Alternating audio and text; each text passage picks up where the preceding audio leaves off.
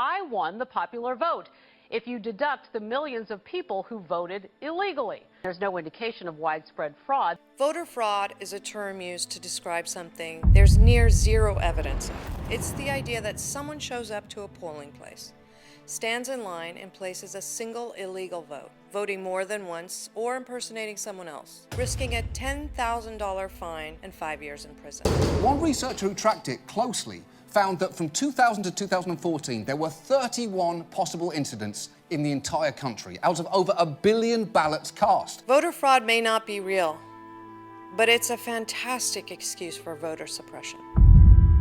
It wasn't until the 15th Amendment that African American men were given the right to vote. Immediately, you had the southern states say no. So what they did was that they began to introduce poll taxes. A primary example of voter suppression is something which on the surface seems perfectly reasonable. It is common sense that you would use picture ID to protect the integrity of the voting process. Many states requiring IDs to vote have such wildly inaccurate voter records that many people end up turned away at the polls. 9% of the Wisconsin electorate could be disenfranchised, a disproportionate number of them poor and people of color. 68-year-old Doris Clark was turned down 3 times applying for her Pennsylvania voter ID card. And every time, she says, the state wanted another document, original birth certificate, original Social Security card.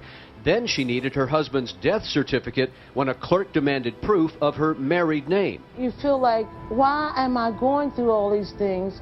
I'm not Bin Laden's wife. And this changes election results. Explain how 300,000 people in Wisconsin alone could be blocked from voting. Blacks and Hispanics are 2 to 3 times as likely as whites not to have this photo ID.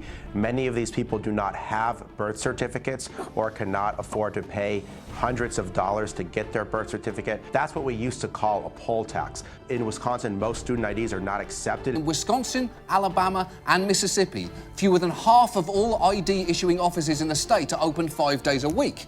And in Sauk City, Wisconsin, the ID office is only open on the 5th Wednesday of every month, and only 4 months in 2016 even have 5 Wednesdays. Oh. In Wisconsin, as many as 300,000 people may have been disenfranchised from voting, and Trump won Wisconsin by less than 30,000 votes. Unless the government is prepared to provide photo ID as part of the census to U.S. citizens, not only for free, but with limited bureaucracy, voter ID laws are wholly unethical, as they serve no purpose other than disenfranchising voters.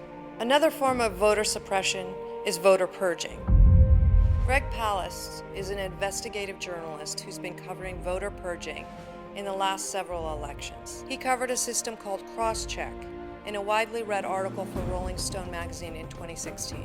Crosscheck, ethnically cleansing the voter rolls of 29 states. Here's our file on the Wizard of Crosscheck, Chris Kobach. He's the top election official in Kansas. You're the guy behind the Crosscheck list. So how would Crosscheck steal an election? To supposedly compare voter registration data across states and ferret out evidence of double voting. The program is supposed to match first, middle, and last name plus birth date. Check out the names on the list. Hernandez, Wong, and nearly 250,000 Jacksons. In other words, voters of color. This is voter suppression. Pure and simple. Of the 3 million names identified by Crosscheck in the last 2 years, not one has been convicted of voter fraud. Palast found that a quarter of the listed names lacked a middle name match, that the system ignored designations of junior or senior, and that Social Security numbers weren't even included on any of the lists he obtained. But Virginia, another state using Crosscheck, has already struck more than 41,000 voters off the rolls. Other states like North Carolina have been reaching out to voters on the Crosscheck list by mail. Those who fail to confirm their identity will be denied the right to vote on Election Day. One tally found while the program has flagged over 7 million possible double registrants, no more than 4 were actually ever charged with a deliberate crime. Palast estimates that before the last election, over 1 million voters were removed from voter rolls in states where Crosscheck was being used.